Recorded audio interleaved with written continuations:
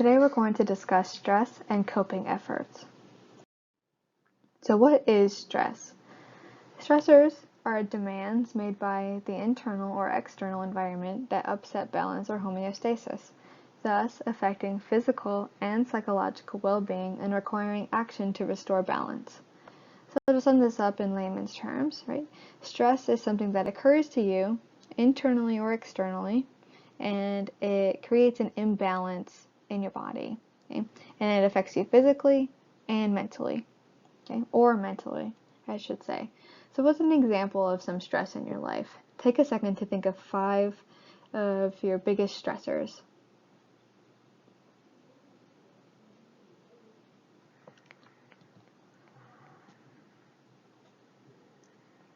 Okay, so common examples of stressors are usually school, especially at this age.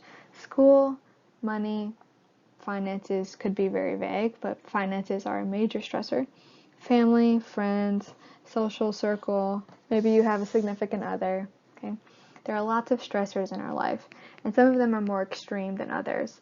So for example, let's think about a physical stressor. A lot of students have trouble thinking about this, but it could be anything that happens to you, right? When you get sick, that causes physical stress. If you break your arm, that causes physical stress.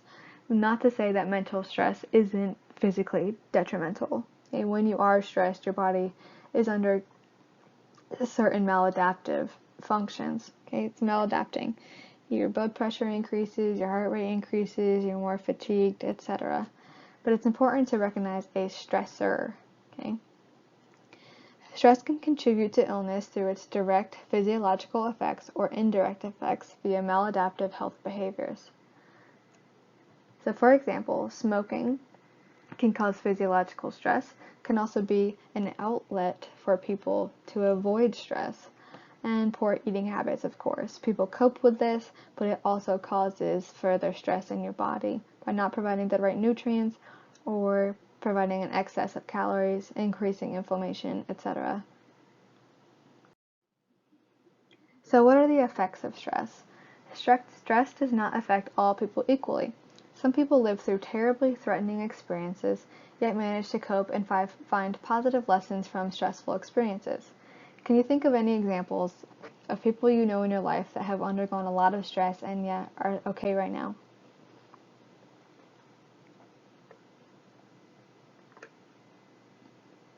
So one common example could be cancer survivors. They go through an unwielding amount of stress, and yet they end up okay in the long run. Support from family, friends, and healthcare providers in the face of stress can also have profound effects on psychological and physical outcomes. If you have a social support system, you are more likely to get well from your condition. If you don't have social support, it's going to be a harder task. Stress and illness. The illness experience, okay, just the everyday dealing with being ill, okay, the everyday life, medical treatments, a diagnosis, and fear of developing an illness can all provoke stressful reactions. Every single part of becoming sick, being sick, and recovering is stressful. How individuals experience and cope with stress affects whether or not they seek medical care and social support, and how well they adhere to health professionals' advice. So I know this section is a little easy to think that this has nothing to do with exercise, but this is very important because most of you will want to be occupational therapists, physical therapists, athletic trainers. This is all under the umbrella of healthcare professionals. Okay, you need to understand every aspect of your patients or clients, not just their exercise. But for example, when you think about their stress they're undergoing, if they're a part of an athletic team, that's extremely stressful. If they're students, that's extremely stressful. If they're in rehab, that's extremely stressful. Okay? So this is a very important chapter for all of you pursuing your future careers. Okay, so let's talk about medication adherence. Okay, so again, the end of the sentence says how individuals experience and cope with stress affects if they seek care and how well they adhere to health professionals' advice. So non-adherence, which is when you are prescribed a medication and yet you don't take it, can account for up to 50% of treatment failures, around 125,000 deaths, and up to 25% of hospitalizations each year in the United States. Typically, adherence rates of 80% or more are needed for optimal therapeutic efficacy. However, it's estimated that adherence to chronic medications is around 50%. So I really need you to sit back and think about this for a second. Okay? In the United States, failure to take prescriptions accounts for over 100,000 deaths a year. And it's estimated that adherence, people that take their medication regularly as they're supposed to, for chronic medication is only about a half. Okay, half the people are taking their medications at the rate they're supposed to. Now, this is a very poor statistic where there's also a lot behind this. Okay, it's not just that people don't want to take it or they don't trust their doctors. Some of it is deeper than that. Right? They might not have the funds or the resources. They might not have a pharmacy near them. It might be causing adverse side effects. Okay? So you need to think about all of those things before you blame people for not taking their medications. But we also need to be able to figure out why people aren't taking their medications. And stress is a huge part of that. Okay? It's all stressful. But what exactly is stress? Okay? Reactions to stressors, remember stressors can be anything, homework, tests, you got in a car accident, you broke a bone, can promote or inhibit or stop healthful practices and influence motivation to practice habits that promote health. Okay? When you're faced with all these stressors, you might sacrifice your good behaviors for your bad ones. Right? So I know this occurs a lot during an academic calendar, right?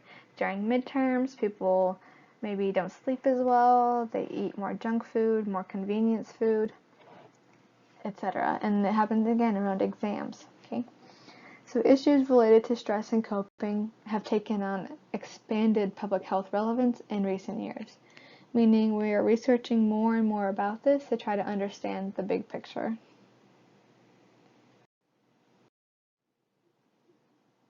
So some stress research started pretty early in the 1930s, and this is when Cannon figured out flight or fight. You've probably heard of this in your psychology class. We also have figured out, or developed, I should say, the general adaptation syndrome, which we won't discuss in detail, but it is interesting and it was developed in the 50s. Quantifying potential stressors, giving them a number. And one of the ways you can do this is by taking questionnaires, which we've also discussed. So one example, which you'll actually complete for homework, is the Social Readjustment Rating Scale. And this is a tool that measures stressful life events. So people with high scores or high amounts of stress tend to have more illness episodes than those with low scores. So in the 1960s to 70s, stress was thought to be a transactional phenomenon dependent on the meaning of the stimulus to the perceivers. A given event or situation is perceived in different ways by different people, and these perceptions were the main determinants of health. Therefore, researchers focused on buffering or moderating these factors. So they thought that everybody was different, but how they perceived the problem was what really caused stress. So one of the things I started focusing on was social support. At the same time, however, biologists and epidemiologists were demonstrating that some personality dispositions and psychological states were linked to disease outcomes. So think back to our personality types. Okay? They're saying that people that were more hostile, more angry, or volatile were more likely to become sick. Chronic stressors and responses to them affect the sympathetic nervous system and endocrine functions, thus influencing the occurrence and progression of health problems, for example, cancer, HIV, AIDS, and infectious diseases. So they're saying if you are chronically stressed, which is a term we will continue to use, this is when you can kind of think of it as being low-key stressed all the time. And we're going to dive into some of these reasons. But this can happen if you're in poverty, right? You have this chronic burden, chronic stress of not having enough money, not having enough resources, and not having enough time. This can really what's the word I'm looking for? Harm your immune system, making you more susceptible to lots of infections and even some diseases. Stressful experiences are constructed as person-environment transactions, in which the impact of an external stressor or demand is mediated by the person's appraisal of the stressor and the psychological, social, and cultural resources at his or her disposal. Okay?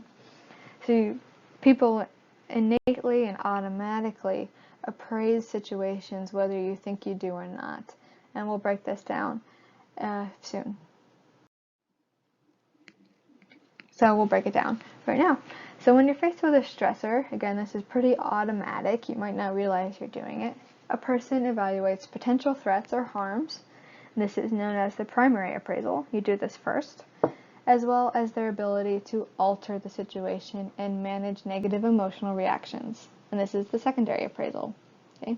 So let's imagine we are faced with a stressful event. Okay?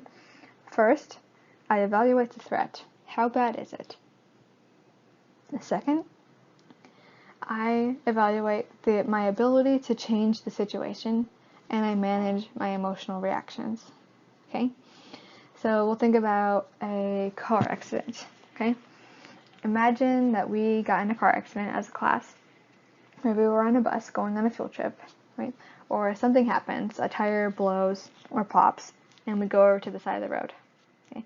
What's the first thing we would do? So ideally, hopefully, someone would call 911, and then we would get out to see what happened, right? We would check the tires, see if it popped or we have a flat tire or something else happened. Okay, we would evaluate the threat. What happened?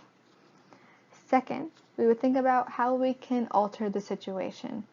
Do I know how to change a tire? I do, so that would help a lot, right? Or if I don't know how to change a tire and I'm freaking out, I need to then manage my negative emotional reactions. I need to control myself, right? Stay calm, and then figure out how to get help. Okay? So again, this is pretty automatic. We might not think, first I need to do this, then I need to do this, but that's usually the order it occurs in. Actual coping efforts are aimed at problem management and emotional regulation. And these give rise to outcomes of the coping process. In essence, psychological well-being and adherence. So coping efforts are the way in which we cope. Okay, there are strategies. And what they aim to do is manage the problem, right? How can I fix this flat tire or get out of this situation? And managing and regulating my emotions. Okay, trying not to freak out, trying to stay calm and rational. Extensions of coping theory suggest that positive psychological states should also be taken into account. Okay? Being generally positive in life, okay? This can help you. So, for example, a positive affect, which is similar to mood and emotion, but it's more like your overall sense of emotion, right? Are you generally a happy person? So a positive affect may protect against clinical depression. So let's go back to the primary appraisal, right? We're faced with a stressor, and now we need to figure it out. So again, it's a person's judgment about the significance of an event as stressful, positive, controllable, challenging, benign, or irrelevant. Two basic primary appraisals are perceptions, keyword perceptions, of susceptibility and severity. Now we should already be familiar with these terms, but susceptibility is the risk of us contracting the disease or the risk of us getting in a car accident, and then the severity. How bad is it if it were to happen? For example, a woman who perceives herself at risk for breast cancer may be motivated to obtain mammograms and may seek social support to cope with her concerns about the threat. Okay? So if I think I'm at risk, I might be more motivated to get preventative, or not preventative, but like secondary treatment. I might go get screenings for it to make sure that if I do develop it, I know. However, heightened perceptions of risk, so high perceptions of risk, can also generate distress. Among women with a family history of ovarian cancer, those who perceive themselves as highly susceptible are more prone to experience aversive, intrusive thoughts and psychological distress. So if I think I am at a high risk for getting ovarian cancer, I might just be too stressed out to handle the situation.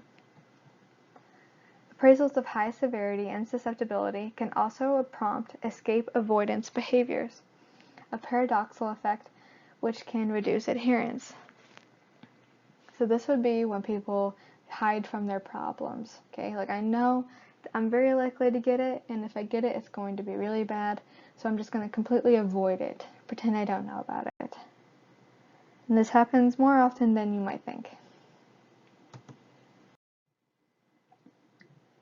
Now we're going to talk about primary appraisal bias, and I think this is a really interesting concept. So appraisal can also act to minimize the significance of threats. So for example, researchers employed in the 90s a test for a fictitious enzyme disorder. So they made up this fake disorder, which demonstrated that those who were quote-unquote diagnosed rated the disorder as less serious and the test as less valid. So let's imagine that I have you all as a class. Okay, there's about 50 of you in the class. So if I put half of you, I split you into two groups, 25 and 25, and I gave all of you this fake test. So I would take a blood test, and then I told half of you, oh, you actually have this rare enzyme disorder. Okay, you have this disorder, you tested positive for it. So for those of you that tested positive, you might now rate this disorder as less dangerous or less harmful than you originally thought it was. Okay, so let's say that if I were diagnosed with this enzyme disorder, I might think, oh, it's really not that bad. It sounds bad, but like it'll be fine. Okay, and then these people are also more likely to report the test as less valid. This would be referring to the blood test if it were a blood test. So this blood test is wrong often, like doctors can't test correctly every time.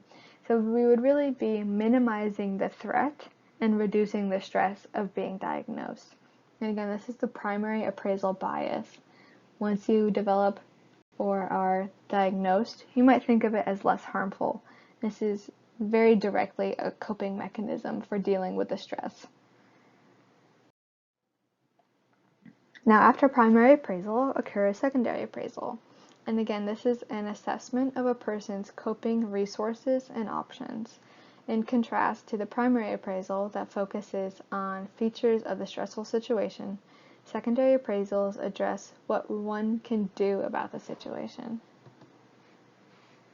So here we talk about the perceived ability to change the situation, perceived ability to manage your emotional reactions, and expectations about the effectiveness of one's coping resources.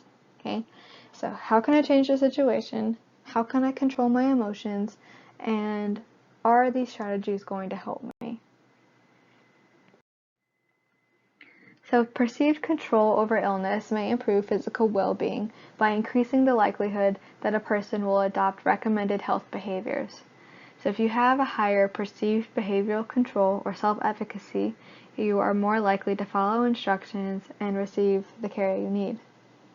For example, perceived behavioral control, the acronym is misspelled, my apologies, is related positively to safe sexual behaviors, smoking cessation, and maintenance of exercise. If people think they can do it, then they are more likely to continue doing it. So now we're going to start talking about the actual coping efforts, right? These are also thought of as coping strategies. So these are emotional and functional effects of primary and secondary appraisals, and emotional and functional effects of primary and secondary appraisals are mediated by coping strategies. Okay? So for some people, stress can be very detrimental and not help anybody, and not help them. Whereas if I were really stressed and I used one of these strategies, then I might be better off. Okay, so the strategies is what helps the behavior. And these strategies can be broken down into two dimensions. First is problem management. This is an active coping style. You're problem solving and you're seeking information. And this is most useful when the stressor is changeable. Okay, so if it's changeable, you can handle the situation, then you try to actively fix it and you try to learn more about it. The second type is emotional regulation, which is when you're trying to change the way you think about the problem. You seek social support, you're venting your feelings, you might be avoiding it or in denial. And this is best when the stressor is unchangeable or if you use it in conjunction with problem management. Okay? So this is when you can't change it, you've been diagnosed, there's nothing you can do about it. So you seek support systems and you try to deal with it emotionally as best as you can. So some research on coping has examined the extent to which an individual engages versus disengages with the stressor. When a stressor is perceived as highly threatening and uncontrollable, a person may be more likely to use disengaging coping strategies. So if it's really bad and there's nothing I can do about it, I might just hide from the problem. So some examples of disengaging coping strategies include distancing, cognitive avoidance, literally not thinking about it, behavioral avoidance, not going for a follow-up visit, distraction, or denial. Shifts of attention away from the stressor may actually be beneficial for a short period of time, but after a long period of time, it's only going to be detrimental. When a stressor is appraised as controllable and a person has favorable beliefs about self-efficacy, he or she is more likely to use engaging coping strategies. For example, active coping, planning, problem solving, information seeking, and making use of. So you can ignore the questionnaire slide, that should be at the end. So now we're going to break up the actual coping styles. So again, there's two dimensions, but these are the actual strategies. Coping efforts can be considered mediators of the effects of stress and appraisals on emotional and functional outcomes. In other words, the mechanism by which these effects are exerted. However, individual differences in coping styles can be considered moderators of the impact of stress and coping process and outcomes. So when we think about stress and outcomes, stress would be X, outcomes would be Y. So when it's mediated, this means that in order to deal with the stress, to get the outcome we need coping efforts. Okay, so that would be mediation. And then for moderation, we would look at stress as X, the outcome as Y, and we would say for whom and when do these coping efforts help. So these coping efforts help if this person uses this style. So the first style of coping efforts we'll talk about is information seeking. And this is literally what it sounds like. Uncertainty can hinder the coping process by making it difficult to appraise the degree of threat associated with a stressor and to choose a coping response. So it's often needed in the healthcare setting. If I were to diagnose you with a condition that you've never heard about, you would probably go home and look up everything you could about it. So although there is substantial evidence that information seeking can lead to reduced distress and adaptive health behaviors, there is also evidence that individuals differ in the extent to which they seek information in the face of a threat. Okay? So if I were to diagnose 10 of you with this fake disorder, you might not all go home and look it up. Some of you might differ in the amount of information you seek out. Those who typically seek information are called monitors, and those who avoid information are called blunters. Compared to blunters, monitors seek and attend to stressor-related information. Several studies have shown that the vigilant style of monitors contributes to heightened perceived risk, worry, and distress about health issues. Monitoring coping style may be associated with more threatening primary appraisal. Monitors also exhibit more physical distress and arousal during invasive medical procedures compared to blunters.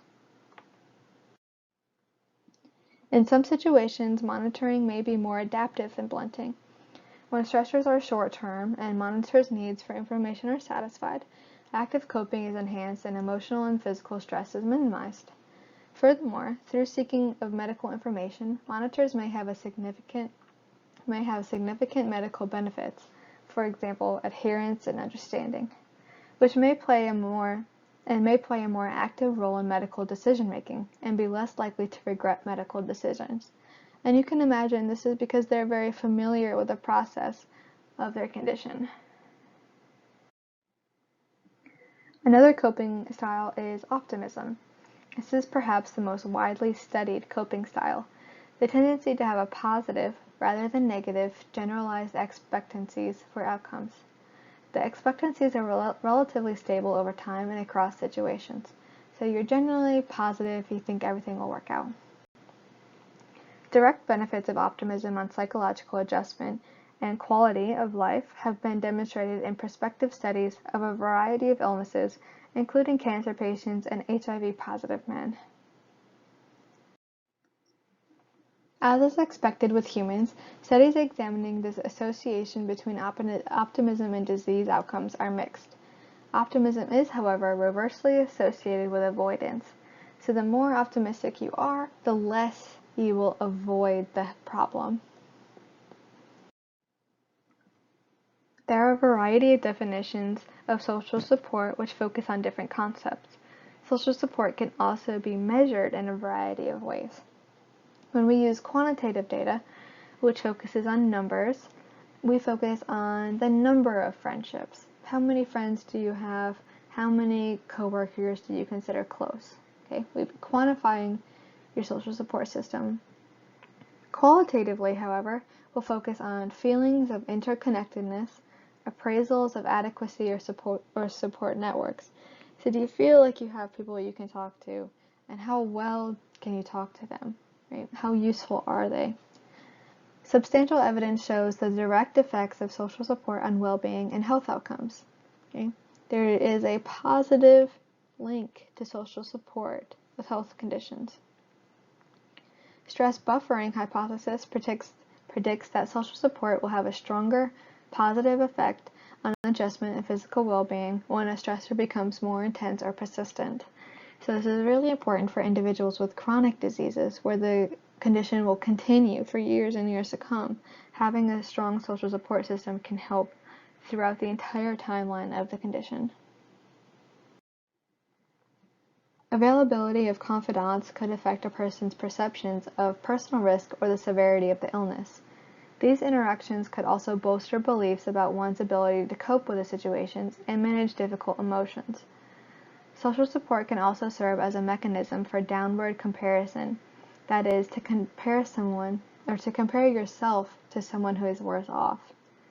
So you can imagine that if you had, let's say, a very bad breakup with a significant other, you go to a friend and cope, and they tell you about this way worse breakup that they had, right? It can help you cope with the problem by realizing that others are also suffering from similar problems, and maybe they had a worse problem than you did, so your problem might not really be that bad.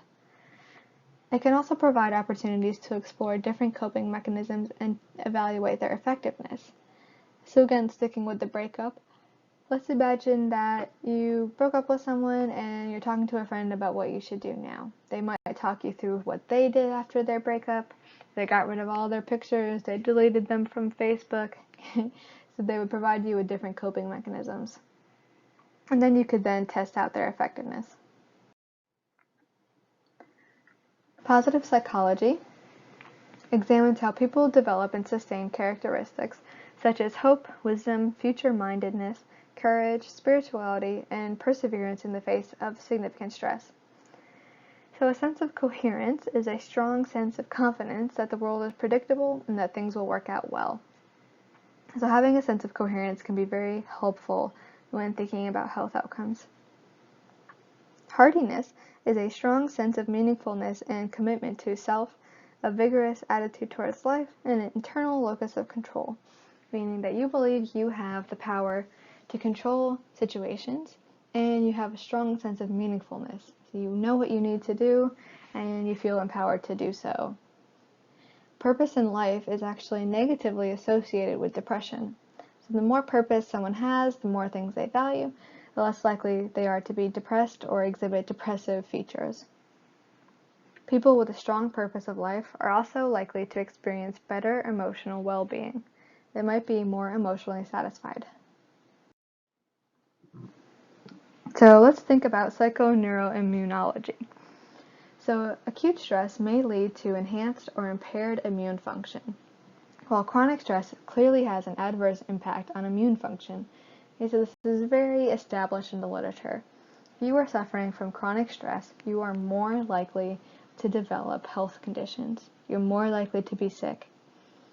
Although the mechanisms in humans are not completely clear, it is believed that ongoing exposure to elevated levels of catecholamines, such as epinephrine or norepinephrine, cortisol, and other stress hormones likely contribute to the immune dysregulation associated with chronic stress. So again, when you are chronically stressed, you have an increase in the stress hormones such as epinephrine and cortisol, and this can damage your immune system, or at least dysregulate it.